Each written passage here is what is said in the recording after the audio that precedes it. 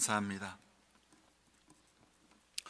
어느 권사님께서 우리 어머니에 대한 사랑과 그리움의 마음으로 일화를 한번 이렇게 말씀을 나눠주신 적이 있습니다. 한국에 계신 연로하신 어머니와 통화를 자주 하시는데 안부 전화를 드릴 때마다 항상 하시는 말씀이 이제는 하나님께서 좀 빨리 천국으로 불러주시기를 기도해달라고 당부하신다는 말씀이었습니다. 늘 그런 말씀을 하시지 말라고 해도 빨리 난 하나님이 불러가셔야지 그런 말씀 하셨다는 겁니다. 근데 한 번은 감기가 심하게 걸리셔서 한 2주 정도를 고생하셨습니다. 다행히 잘 이기시고 건강을 되찾으신 후에 전화 통화를 하는데 이번에 아주 너무 아프고 힘드셨다라는 말씀을 하시면서 아유, 야 이번엔 아주 죽을 뻔했다 야. 이런저런 말씀을 하셔도 누구에게나 생명이 죽음보다 훨씬 낫다는 것은 분명합니다. 왜냐하면 생명은 하나님께로부터 말미암았지만 죽음은 죄로 말미암은 결과이기 때문입니다. 하나님께서 생명의 활기와 선함과 온전함 그리고 기쁨과 조화로 만드신 이 세상에 죽음이 들어오고 고통과 불의와 슬픔이 들어온 것은 아담과 하와의 죄 때문이고 그 안에서 모든 인생은 죄의 본성을 가진 그런 존재로 태어나 죄인이 되었기 때문입니다. 우리의 자신의 허물과 죄, 곧 인간의 모든 종류의 악행들로 인하여서 이 땅에는 죽음과 고통과 슬픔과 불의함이 있는 것이고 이 땅에 있는 모든 사람들은 죽어 있는 상태라는 것입니다. 모든 인생이 그리스도를 알기 전에라도 육신으로 이렇게 멀쩡히 살아 움직이는데 왜 죽어 있다라고 말하는가 그렇게 이야기할지도 모르겠습니다. 그러나 성경은 예수 그리스도 밖에 또 예수를 믿는 믿음이 없는 그러한 존재는 사람은 살아있으나 그 영혼이 죽어 있는 존재다. 그래서 죽었다라고 이야기하는 것입니다. 여기서 말씀하는 죽음은 육신의 죽음을 넘어 영혼의 죽음을 의미합니다. 그리고 영혼의 죽음은 죄로 인하여 생명의 근원이신 하나님으로부터 단절되어 있는 상태를 의미하는 것이요. 죽음은 그러니까 영적인 죽음은 하나님으로부터 단절되어 있는 상태에 있는 것이고 그 죄의 결과 하나님으로부터 죄로 인하여서 하나님으로부터 단절된 그 결과는 영원한 지옥의 형벌을 의미합니다. 그러므로 영원히 죽어 있다라는 것은 하나님과 단절된 인생으로 그 삶의 종착역은 영원한 소멸, 없어지는 것 혹은 사라지는 것이 아니라 영원한 지옥의 고통 속에 거기에 있다라는 것입니다. 영원한 지옥에서 산다라는 거예요.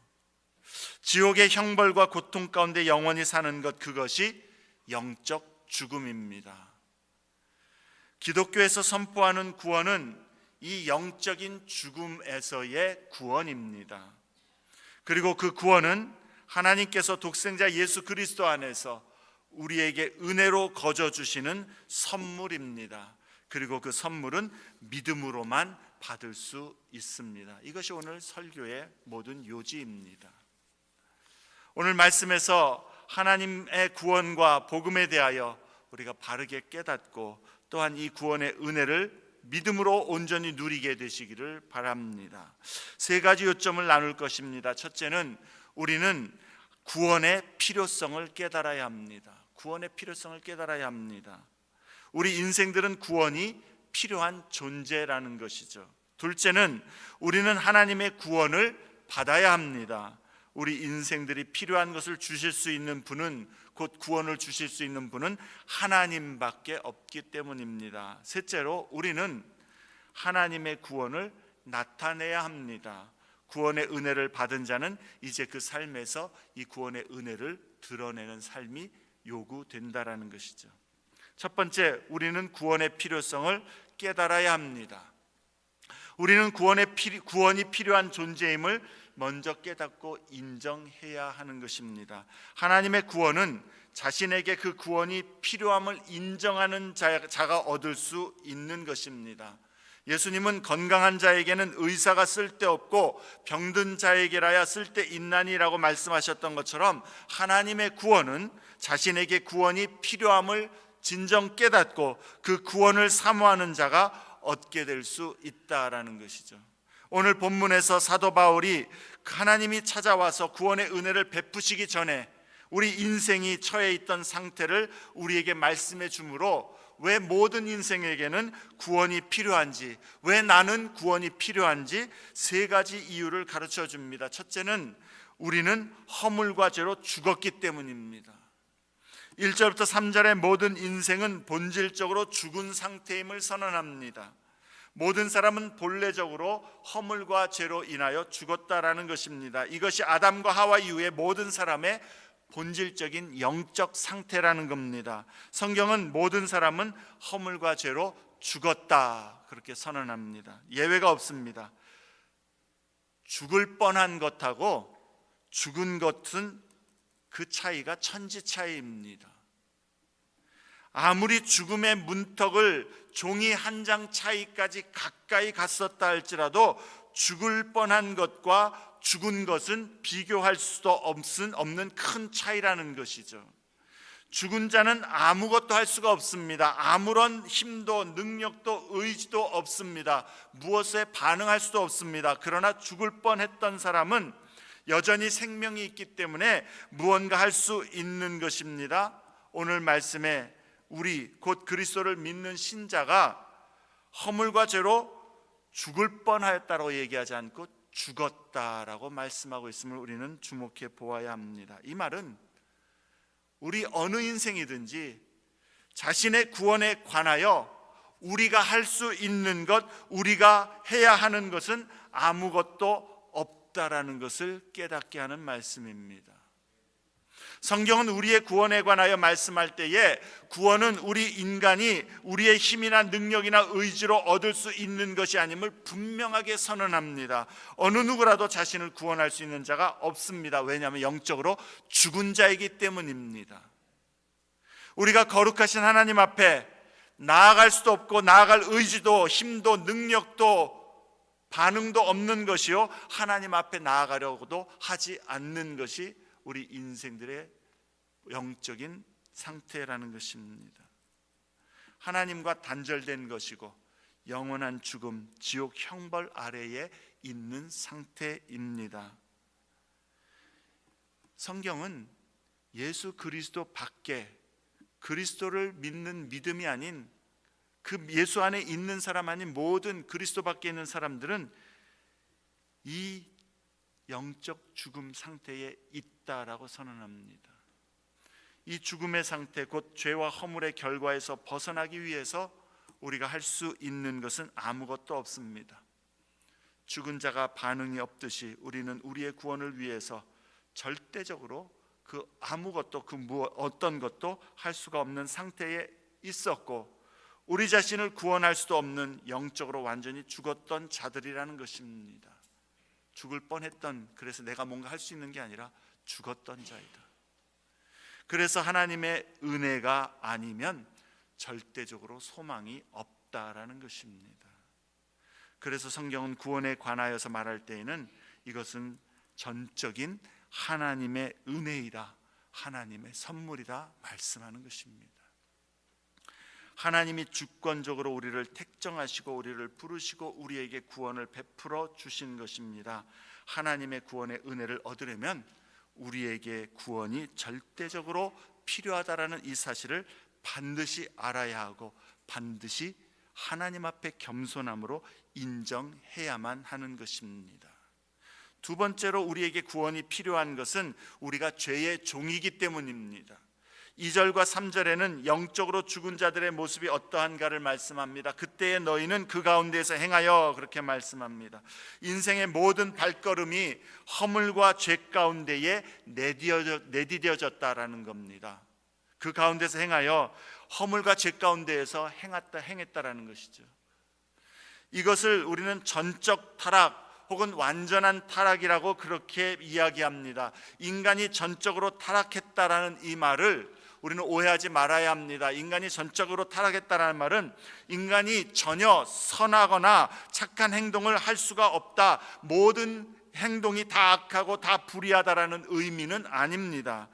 모두가 양심이 없다라는 의미도 아닙니다. 인간은 아담과 하와의 죄로 말미암아 모두 죄의 타락한 본성을 가지고 태어났어도 여전히 하나님의 형상을 따라 지음받은 존재이기 때문에 우리는 죄인이긴 하지만 무엇이 선한지, 양심을 따라 어떻게 행해야 되는지는 알고 있다라는 겁니다. 그래서 그렇게 행하기도 합니다. 다만 인간이 전적으로 타락했다라는 의미는 아무리 우리가 선하고 착한 행동들을 한다 할지라도 인간의 모든 행동들, 모든 마음, 모든 것들은 죄로 물들었고 죄의 영향 아래 있다라는 겁니다.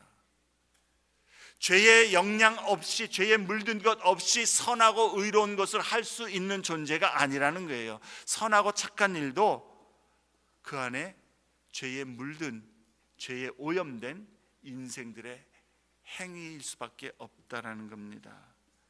스스로 죄를 없이 하지 못하고 죄를 안 지을 수가 없는 존재인 것이죠. 그래서 너희는 그 가운데에서, 허물과 죄 가운데서 행하여라고 말씀하는 것입니다. 그럼 허물과 죄 가운데 행하는 영적으로 죽은 자들의 특징은 무엇입니까? 오늘 본문에서는 그것을 세상과 마귀와 육체를 따르는 삶이다, 그렇게 요약합니다. 세상과 마귀와 육체를 따르는 삶이다. 여기서 따른다라는 것은 종의 신분으로 힘없이 끌려간다라는 의미입니다. 우리는 종된 신분이라는 거예요. 세상과 마귀와 육체의 종이 되어서 거역하지 못하는 모습이라는 것입니다. 2절에 그때에, 여기서 그때라는 것은 그리스도 밖에 있을 때에, 지금 성도들에게 이야기하는 거니까 너희가 그리스도를 믿지 않고 그리스도 밖에 있을 때에 너희는 세상 풍조를 따르고, 그렇게 말씀합니다. 하나님을 대적하고 배반한다라는 의미에서의 세상입니다. 곧 이 악한 세대의 영향 아래에 행한다라는 것입니다. 나의 삶과 마음과 행동을 주장하는 것이 하나님의 말씀과 하나님을 기쁘시게 하는 것이 아니라 세상의 지배와 요구와 영향을 따라서 움직인다라는 것이죠. 그리스도를 알기 전에 모든 사람은 또한 사탄을 따릅니다. 공중의 권세 잡은 자를 따랐으니 곧 지금 불순종의 아들들 가운데서 역사하는 영이라. 공중의 권세 잡은 자, 사탄을 의미합니다. 그리고 사탄과 그 무리들은 어떤 특정한 지역에서만 역사하는 것이 아니고 어떤 특별한 사람들에게만 역사하는 것이 아니라 모든 지역에서 모든 사람들 가운데 역사하면서 그 특징은 하나님의 말씀에 불순종하게 하는 것이라는 말입니다. 사탄의 모든 일들의 그 정의는 하나님을 불순종하게 하는 것, 그건 다 사탄을 따르는 것이죠. 믿는 사람들이 오해하는 것이 사탄과 그의 졸개 귀신들이, 악령들이 특정한 지역에서 특정한 사람에게만 역사한다고 생각하는 것입니다. 그래서 교회에는 사탄이 못 들어올 거야, 아니죠. 또 믿는 자들의 생각과 마음에는 사탄이 영향을 끼치지 않을 거야, 아니죠. 베드로전서 5장 8절에 근신하라 깨어라, 너희 대적 마귀가 우는 사자같이 두루다니며 삼킬 자를 찾나니 라고 말씀합니다.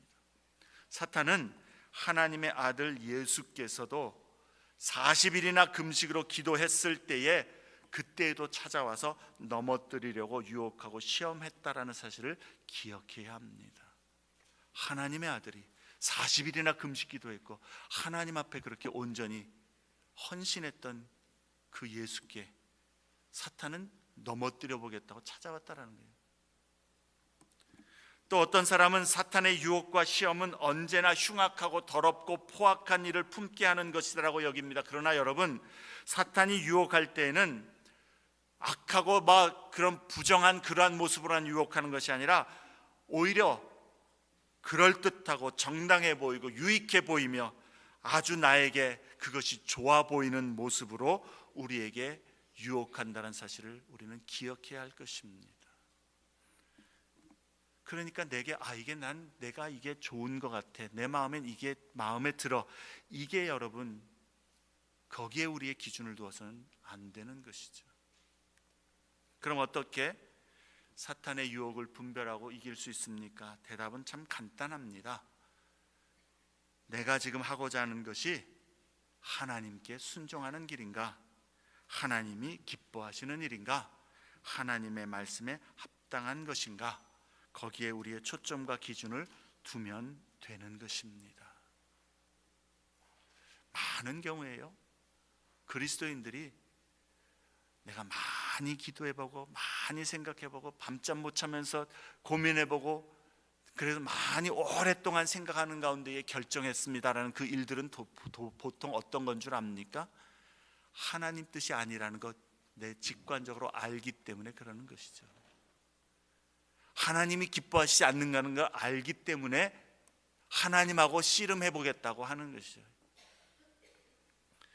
우리의 초점과 기준은 내가 원하는 게 무엇인지, 내게 유익한 게 무엇인지, 내 마음에 편안함을 주는 게 무엇인지 그것이 아닙니다. 하나님 앞에 순종하는 길인가? 내가 참 힘들어도, 내가 불편해도, 내가 좀 손해가 돼도 하나님이 기뻐하시는 일인가? 하나님 말씀에 합당하게 사는 것이, 거기에 초점을 두는 것이요, 그러면 우리는 사탄의 유혹에 넘어지지 않을 수가 있는 것입니다. 3절에 보면 영적으로 죽은 자들은 또한 세상 풍조를 따르고 사탄을 따를 뿐만 아니라 육체의 욕심을 따라 지내며 육체의 마음에 원하는 것을 한다라고 말씀합니다. 사람들은 사탄의 유혹을 받아 하나님께 범죄하기도 하지만 자기 스스로의 선택으로 또한 범죄한다라는 것입니다. 육체를 따른다라는 것은 쉽게 말하면 하나님의 말씀과 뜻보다도 내 생각대로, 내 뜻대로, 내가 원하는 대로, 내 감정과 내가 내 그 존재가 허락되는 대로 산다라는 것이죠. 아무리 하나님 말씀이 무엇인지 옳고 그런 것을 알고 깨닫는다 할지라도 내가 원치 않으면 안 해도 된다라는, 그게 육체를 따라 사는 겁니다. 자기 인생과 자기의 행동의 주인이 나 자신이 되는 것이죠. 그것은 우리의 신앙과 정반대입니다. 우리는 예수를 주님이라고 고백했는데 내가 나의 주인이 된다라는 것은 우리의 신앙이 거짓이거나 우리가 시험에 빠졌다는 얘기이겠죠. 그렇다면 여러분, 예수를 믿는다고 고백하고 예수님이 나의 주님, 나의 주인이라고 고백하면서도 그의 삶에 또 행동에 그리고 사람들과의 관계에 있어서 여전히 하나님의 말씀과 하나님의 뜻과 하나님의 영광을 추구하지도 않는다면 이는 참된 구원의 신앙이 아니라는 것을 우리는 깨달아야 하는 것이요, 우리는 그러한 신앙의 모습이 되지 않아야 하는 것입니다. 나아가서 그렇게 사는 사람들을 보면서 그리스도인들은 저런 모습이니까 하면서 시험에 들지도 말아야 하는 것이죠. 여전히 자기의 생각과 감정에 따라서 예수님이 전혀 주인이 되지 않는 그러한 삶과 선택, 그리고 그러한 인격과 성품이라면, 그래서 불순종의 아들들의 모습에 더 가깝다면 그것은 알맹이가 없는 쭉정이 같은 신앙이고 열매 없는 신앙입니다. 주님은 그러한 믿음은 구원의 믿음이 아님을 분명히 가르치셨습니다. 오히려 마지막 심판날에 그들이 하나님의 임재 앞에서 쫓겨나서 어두운 데서 슬피 울며 이를 갈미 있으리라고 엄중히 경고하셨음을 우리는 또한 잊지 말아야 하는 것이죠. 우리에게 구원이 필요한 것은 우리가 영적으로 죽은 자이고 죄의 종이기 때문이며, 세 번째로 3절 후반절에 우리가 본질상 진노의 자녀이기 때문입니다. 본질상 하나님의 진노의 대상이라는 것입니다. 하나님의 진노는 죄에 대한 공의의 형벌이고 죄인에 대한 하나님의 공의로운 심판을 말하는 것이요, 죄의 삭은 사망이라고 말씀했듯이 그 진노는 영원한 영적인 사망, 곧 지옥 형벌을 말하는 것입니다. 본문의 의미는 하나님의 진노를 장차 받을 가능성이 있다라는 것이 아니라, 예수와 상관없는 인생이라면 그가 아무리 어떠한 삶을 이 세상에서 살았든지 가장 선한 삶을 살았다 할지라도 본질적으로 처음부터 하나님의 진노 아래에 머물러 있었고 그 아래에 지금도 여전히 머물러 있으며 영적으로 죽은 상태이기 때문에 앞으로도 그 진노 아래에서 나올 수가 없다라는 것입니다. 아담 이후에 모든 인생은 이처럼 죽은 자요, 죄의 종이요, 하나님의 진노 곧 지옥 형벌 아래 있는 것입니다. 이것이 바로 나의 모습이고 나의 운명입니다. 그래서 구원이 필요합니다. 나에게 구원이 필요하고 누구에게나 구원이 필요합니다. 그럼 우리가 어떻게 구원을 얻을 수 있습니까? 두 번째 요지입니다. 우리는 하나님의 구원을 받음으로 구원을 얻을 수가 있습니다. 그 말인 것 같은데요. 우리가 받음으로 얻을 수 있습니다. 무슨 말인고 하니, 이 말씀은 우리에게 필요한 구원, 곧 영적 죽음에서 생명을 가진 상태로 옮겨지는 그 구원은 하나님께로부터 받는 길밖에 없다라는 겁니다. 다시 말해서 우리가 열심과 성실함으로 만들어낼 수 있는 것이 아니요, 우리가 선한 삶의 노력과 양심적인 행동을 쌓아서 그러한 공로로 우리의 의지로 성취할 수 있는 것이 전혀 아니요, 우리 자신의 힘으로 의지로 우리가 이루어낼 수 있는 그 어떤 것이 아니라는 의미입니다. 오직 하나님께서 우리에게 구원을 만드셔서 그것을 우리에게 주시는 것을 우리가 받는 것으로만 구원이 가능하다라는 것입니다. 왜 그렇습니까? 우리는 영적으로 죽은 자이기 때문입니다. 영적으로 죽어 있었기 때문에 그 무엇에도 반응할 수가 없었는데, 우리가 복음을 들을 수도 없었고 깨달을 수도 없었는데, 하나님이 우리에게 생명을 불어넣어 주셔서 우리가 그리스도의 복음을 들을 때에 깨닫게 해주셨고, 우리가 예수가 나를 위하여 십자가에서 죽으셨다라는 메시지를 들을 때에 믿음을 우리에게 주셔서 믿게 하셨고, 그 믿음으로 말미암아 생명을 얻게 하셨다라는 것입니다. 그리스도의 복음은 그러므로 무엇입니까? 하나님께서 우리의 죄와 허물 때문에 우리가 영원한 죽음에 놓였고 죄의 종이 되어서 스스로 깨끗하게 할 수 없었고 영원한 지옥 형벌의 운명에 있었는데, 그것이 우리가 다다라야 될 그 장소인데, 그러한 우리를 건져내 구원해 주시기 위해서 독생자 예수 그리스도를 보내주신 것입니다. 하나님의 아들 그리스도께서 친히 우리와 똑같은 인간의 모습이 되셔서, 그러나 죄는 없으신 모습으로 이 땅에 오셔서 우리를 살리시기 위하여 십자가에서 우리를 대신하여 죄의 값을 죽음으로 치르심으로 우리의 죄와 허물을 하나님의 아들이 다 씻으셨다라는 것입니다. 그리고 사흘 만에 죄와 사망의 권세를 깨뜨리고 살아나시고 승리하심으로 그 십자가 공로와 권세로 이제 누구든지 그 예수를 믿는 자마다 죄에서 자유함을 얻게 하시고 영원한 지옥 형벌에서 건져내어 영원한 생명과 하나님의 나라의 복을 얻게 하신 것입니다. 우리의 사망의 문제, 죄에게 굴복된 종의 문제, 지옥 형벌의 문제를 예수 그리스도께서 십자가에서 친히 우리를 대신하여 우리의 죽음을 죽으시고 우리의 죄의 권세를 깨뜨리시고 우리의 지옥의 형벌을 십자가에서 하나님 앞으로 하나님으로부터 공의의 형벌을 다 친히 받으심으로 그가 우리의 죄의 문제를 다 해결해 주셨고, 그리고 또한 그가 죽음과 또한 죄의 권세에서 그것을 깨뜨리고 부활하시고 승리하심으로 우리의 유일한 구주와 생명이 되셨다라는 것입니다. 그래서 예수 외에는 구원이 없다라고 말하는 것이 이 길밖에는 구원 얻을 길이 없기 때문입니다. 기독교인이 독단적이고 배타적이고 옹고집이고 교만해서가 아니라 이것밖에는 구원의 길이 없기 때문에 이야기하는 것이죠. 저 안창일이라는 사람은 저밖에 없습니다. 여러분들이 안창일이라고 한다고 해서 되는 게 아닙니다. 제가 나만 안창일이라고 이야기하는 게 잘못된 거고 독단이고 배타적인 것이겠습니까? 그건 사실인 것이죠. 예수 외에는 구원이 없다라는 것은 우리가 교만하고 우리 기독교만 최고라서가 아니라 예수 외에는 구원의 길이 진짜 없기 때문입니다.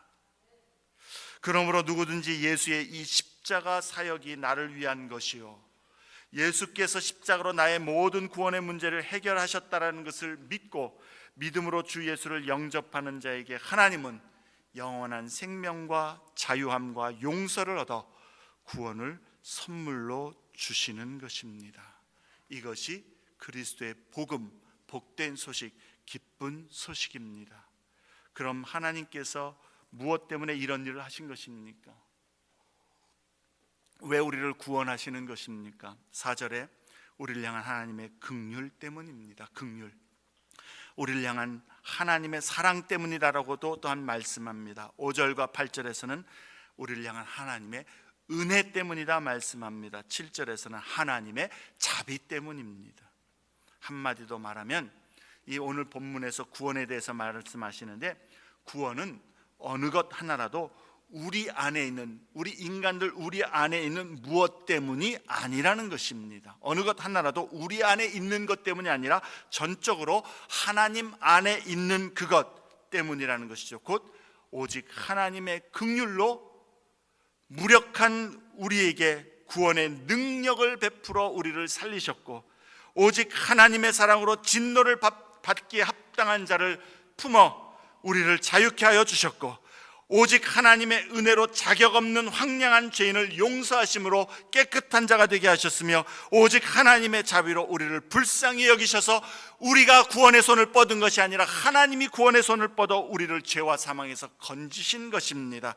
그리고 이 놀라운 하나님의 구원은 오직 하나님께서 하나님 안에 있는 것을 우리에게 주신 것이고, 우리가 할 수 있는 것은 그 하나님이 주시는 것을 받는 것 외에는 할 수 있는 것이 없는데, 그 받는 것이 바로 믿음으로 받는다라는 것이죠. 그리고 이 놀라운 하나님의 구원은 믿음으로 받는데, 이 믿음은 이제 우리 자신을 구원자 예수 그리스도께 연합시킨다라는 의미인 것입니다. 믿음이란 예수 그리스도의 삶과 죽음 그리고 부활의 그 구원 사역이 나를 위한 것임을 인정하고 의지하여 이제 예수님을 나의 구세주, 나의 주님으로 나의 마음과 삶에 영접하는 것이요, 내가 주인 됐던 삶을 이제는 철저하게 회개하고 예수님이 나의 주님입니다라고 고백하며 그 주님께 나의 삶을 맡기는 것이고, 그 맡긴 삶으로 주님을 따라 사는 것, 이게 믿음입니다. 그러므로 믿음은 단지 그 메시지에 동의하는 것, 그것을 인정하는 것, 어떤 기도를 하면 그런 기도문을 외우면 구원하는 것, 그런 차원이 아닙니다. 그리스도와 연합되는 것, 믿음으로 연합되는 겁니다. 5절과 6절에 보면은요, 그리스도와 함께라는 말을 3번이나 이야기합니다.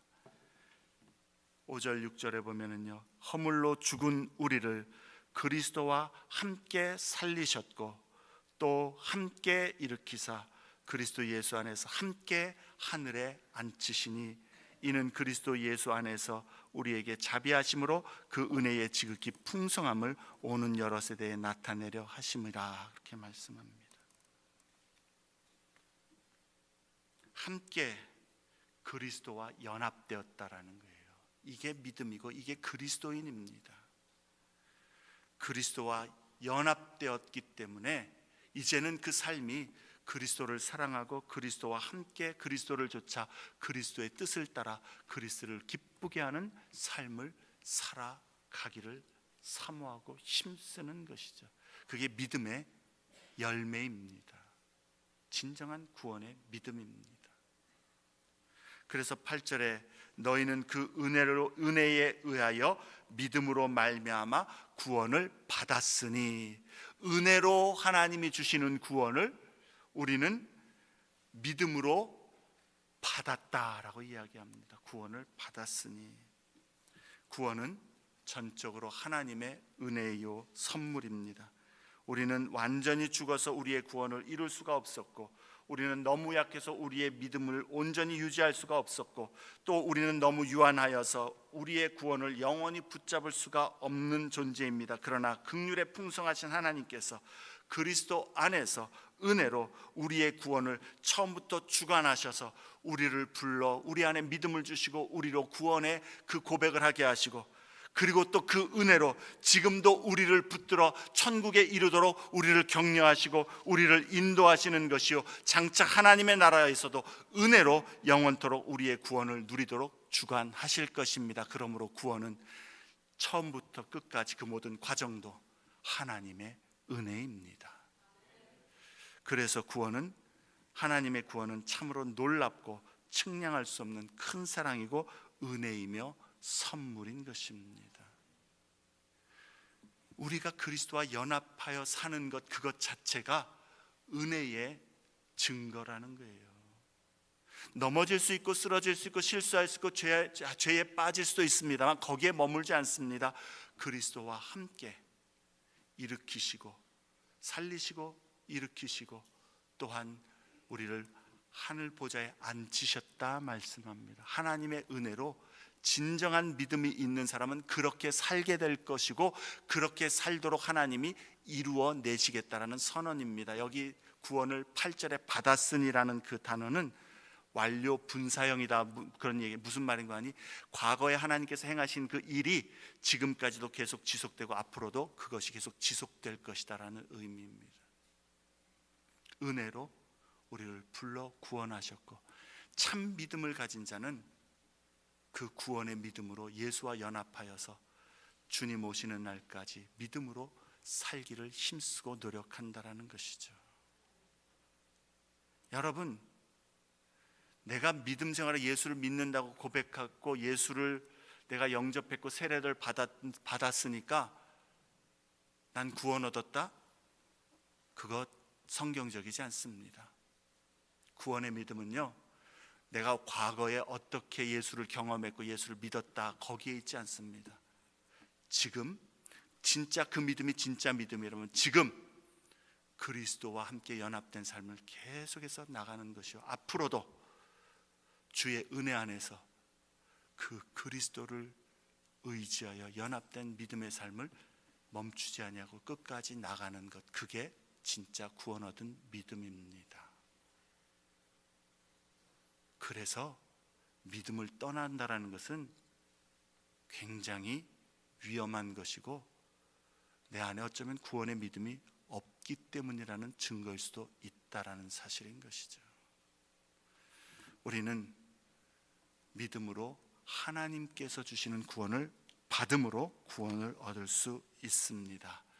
예수를 믿고 그 예수를 의지하는 믿음이 있고 그래서 지금도 예수의 은혜 안에서 그 믿음으로 살기를 힘쓰고 있으며 이것이 나에게 속한 일이라면, 내가 할 수 없지만 나에게 속한 일이라면 나는 끝까지 주님을 부인하지 않고 주님을 따르겠습니다라는 그러한 결단과 헌신으로 하나님 그러니 나를 붙잡아 주십시오. 나는 평생의 주님을 떠나지도 않고 주를 예배하고 주를 섬기는 일에 나는 배반하지 않겠습니다라는 마음의 갈망과 소원과 결단이 있다면 오늘 말씀대로 구원을 받았으니, 은혜로 구원을 받았으니 그리스도와 함께 살리셨고, 과거입니다.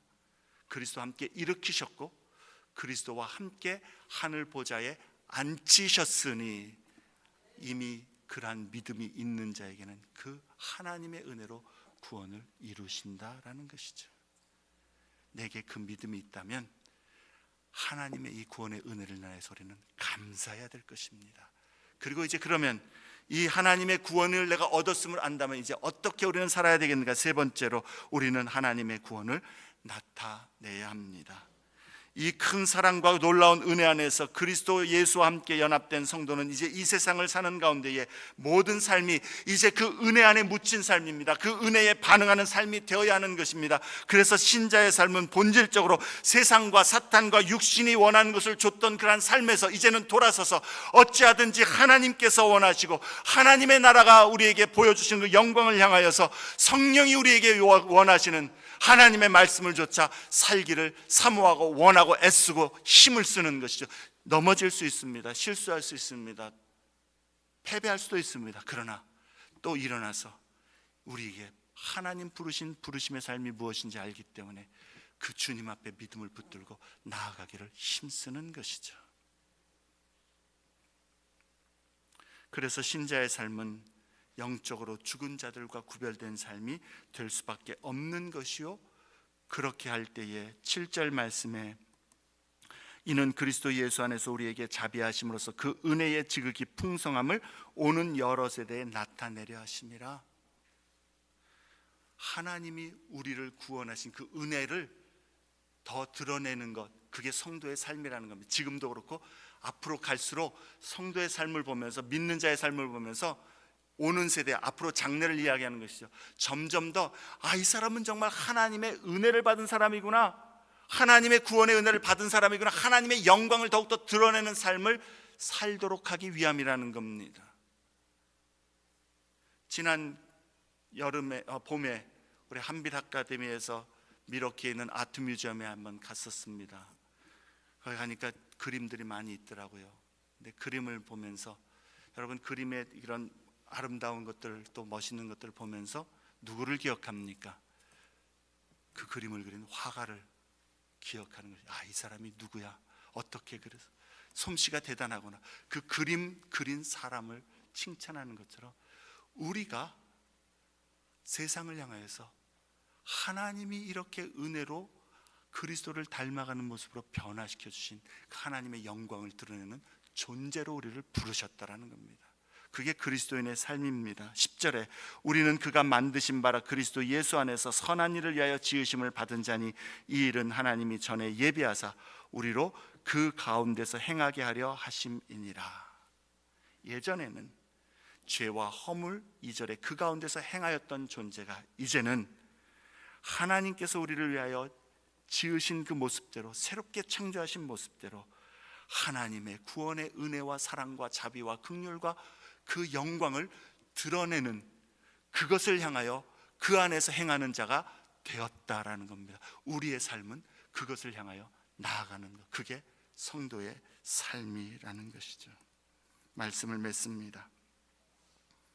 여러분에게 예수의 이 복음이 믿어지고 그 예수의 복음이 나의 소망임을, 그리고 내가 정말 구원이 필요한 자임을 고백하며 이 예수께 나의 그 구원과 나의 그 생명을 맡기셨다면, 그리고 그 예수를 내가 평생에 의지하기를 원하고 주님의 손에 그렇게 나를 붙들어 주옵소서, 주님 앞에 나 자신을 그렇게 드린 믿음이라면 하나님께서 주신 구원의 은혜 감사하고 기뻐하고 찬양하고 하나님을 섬기기를 힘쓰기를 바랍니다. 구원의 은혜를 받았습니다. 믿음으로 받았습니다. 우리가 이 구원의 은혜를 믿음으로 받아 누리는 그것 하나님의 뜻이고, 그래서 이제 그 은혜에 반응하는 삶으로 우리는 주께 영광 돌리는 삶을 힘쓰는 것, 이것이 성도의 본분입니다. 혹시 아직 이 구원의 은혜 안에 들어오지 못하셨습니까? 영적으로 죽은 자들이지만 누구든지 복음을 듣고 그 구원의 은혜를 얻기를 사모하여 주님께 회개와 믿음으로 나아오는 자는 오늘 그 주님 앞에 진심으로, 주님, 내가 그렇게 주님을 의지하고 예수를 나의 주님으로 인정하며 주의 손에 맡겨 주님을 따르겠습니다, 의지하겠습니다, 그렇게 고백하는 자는 하나님께서 구원의 은혜를 베풀어 주십니다. 그 은혜를 나도 누리고 싶다라는 생각과 사모함이 여러분에게 있다면 그것 역시도 하나님이 지금 여러분 마음 가운데 부르시는 음성이라는 것을 깨달을 수 있기를 바랍니다. 그 마음과 생각이 들어온 것도, 죽었던 자는 반응할 수가 없는데 들리게 한 것도, 느끼게 한 것도, 깨닫게 한 것도 주님이 지금 내가 이 구원을, 내 이 생명을 너에게 정말 주고 싶다, 네가 아직 아무것도 모를지라도 네가 나를 받아들이면 내가 이제 너에게 들어가서 너와 더불어 먹고 마시며 너를 이제 내가 나의 기르는 양으로 붙들어 인도하시기를 원하신다는 주님의 초청이요 부르심인 것을 깨달을 수 있기를 바랍니다. 그래서 주님, 내 삶에도 오셔서 나의 생명이 되시고 나의 소망이 되어주시고 그 구원의 은혜를 나에게도 이제 허락하여 주옵소서. 나의 죄와 허물을 용서하시고 나의 삶의 주인이 되어 주옵소서. 간구하는 자에게 주님은 그 살리시는 은혜와 그 구원의 능력으로 여러분에게 신실하게 임하셔서 주님이 여러분의 구원을 이루어 주실 것이요, 또한 여러분의 삶 가운데서 주님을 더욱더 나타내 보여 주실 것입니다. 그러므로 지금 내 마음에 그러한 사모함이 있고 나도 그렇게 하고 싶다라는 소원이 있다면 주님 앞에 주저하지 마시고 오라 부르시는 주님의 음성에 주님, 내가 주님을 그렇게 영접하기를 원합니다. 오셔서 나의 구주가 되옵소서 고백하고 주님을 바라볼 수 있기를 바랍니다. 주님 약속하신 대로 여러분에게 오실 것입니다. 우리 말씀을 생각하시면서 같이 찬송 부르고 우리 기도하고 마치도록 하겠습니다.